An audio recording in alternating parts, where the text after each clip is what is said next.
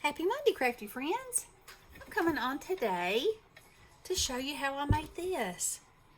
And I think it turned out amazing. So it's this Sizzix 3D embossing folder, and I lightly misted it with water and ran it through my machine on white watercolor paper like this. And then I use these Jane Davenport pastels that I got at Spellbinders for like, I don't know, $5, something ridiculous. These things are so cool, y'all, and they're so easy to use. So I have a container of these that I got from Amazon a pretty long time ago because that's a lot of them. But they didn't have them at my Dollar Tree, so that was the next best thing. So that's what I use these with. So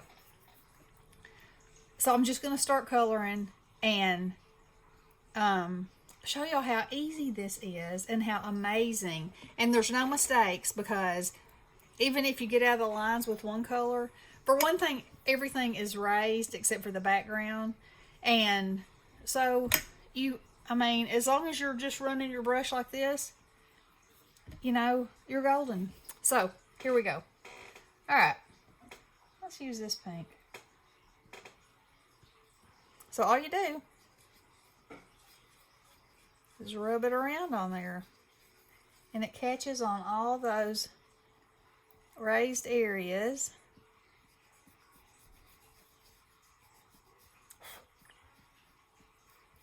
Just like that. And then if you want to go in and make the edges a little darker, so it'll give your ornament a little more dimension, you can absolutely do that. Look how easy that is. Now, if you want more color, all you gotta do is add more color. And I took a silver gel pen and went inside. You know how old-fashioned ornaments, that part is either silver or gold usually, the sunk in part? I have ornaments like that were my grandmother's, and yeah, they're so cool. So anyway, we'll just keep going here. So I got out my Christmas embossing folders. Actually, I got up this morning and put my tree up, minus the ornaments. It has to sit for a day or two with the lights on it, so I can make sure that no lights are gonna die on me. I know I've told y'all about that experience before, and it wasn't a good one. So we'll just give it a few days. And okay, so see how I went outside the lines there? No worries. All right, just keep going. And ornaments from this era were very colorful. A lot of times they had a lot more than just silver in one color to them. And you could absolutely color these any way you wanted to. But I thought that because I had these pastels, and I tried it, and then I absolutely loved the way it turned out, I wanted to share it with you. So, let's see. That's going to be my background.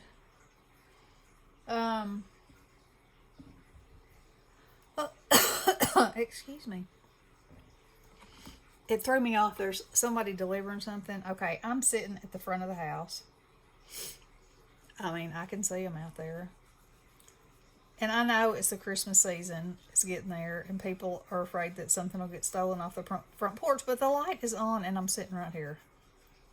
And still, he went to the back door. Oh, well. And the other day, they delivered something right in front of the door, so I couldn't even get the door open. Oh, complain.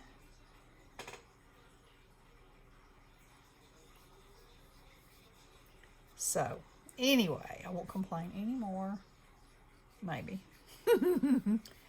And we'll just keep doing this. So, see how easy this is? Ah, this stuff is so good. In these embossing folders. So now I'm going to look and see what else I have that I could use like this, because, I mean, I think they're amazing. Let's see, where's the purple? And you can just keep using these. And I could use all kinds of I could, you know, expand on the colors. I don't have a red. I have 2 small sets. I don't know if there's a red in there or not. Not really. But that's okay. I mean, I'm sure it would work with other kinds of pastels like this, you know.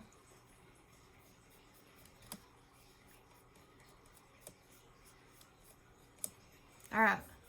So for my background, I just took this lightest green. Well, this time I'm going to use this one. Make it a little greener. So, see, when you put this on, if you run right up to the edge of it, it's so easy. And the brush gives it even, you know, more dimension. Like they were on a tree. You know what I'm saying? You know what I'm saying? So, we're going to do that.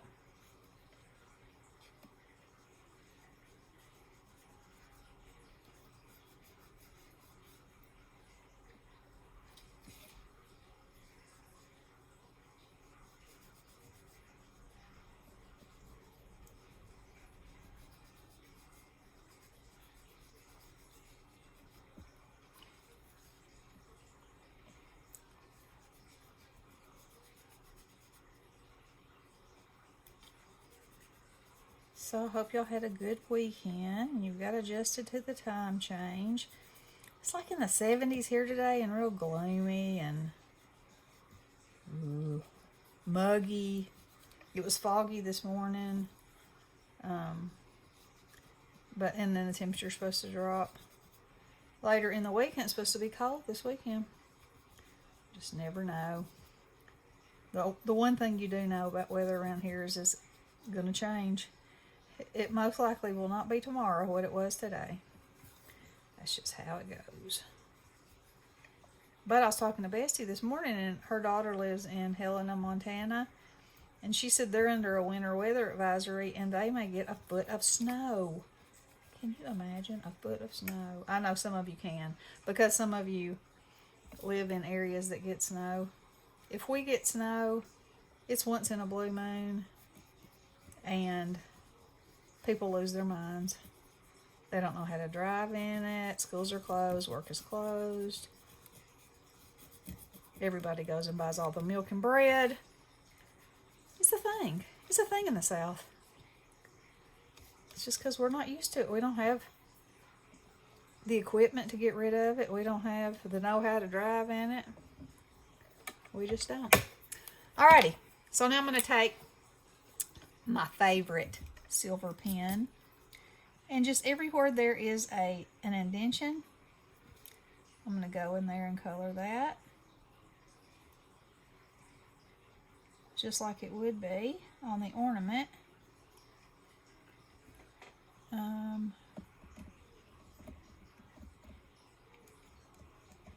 Just go in those little dots right there.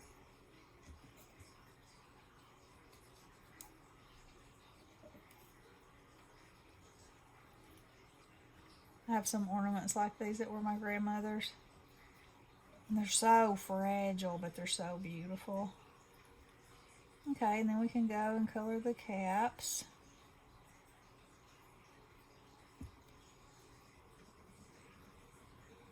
Look at that. And now watch this. If you just run it over that line, it colors all those magical dots, all that garland. we're going to say that's silver beaded garland.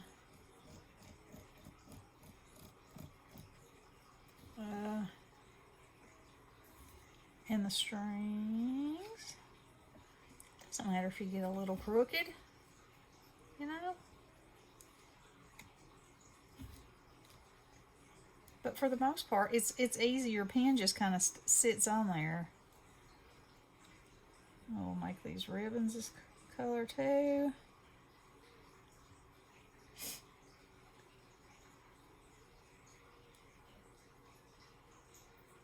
Then on the other one,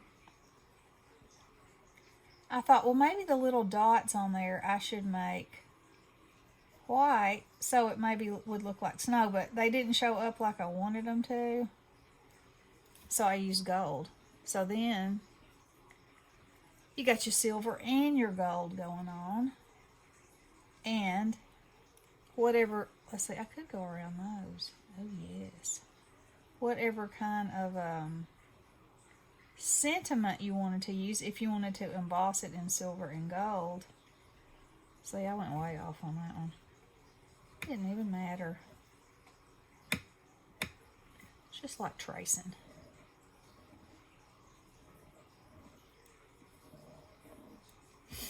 I'm just going to put a line here. Let's go up like that. And I didn't do this on the other one, but I like it. Yes, I do. It definitely makes it look more like, let me put a circle around these, like a vintage ornament.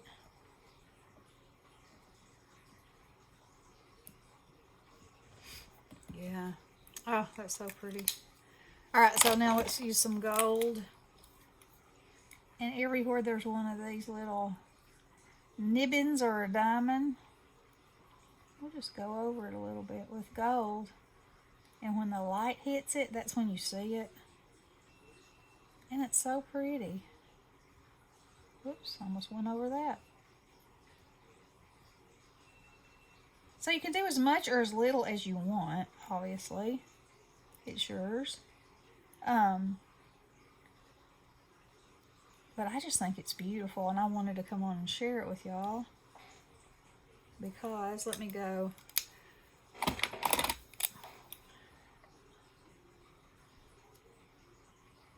Here and here. Here and here.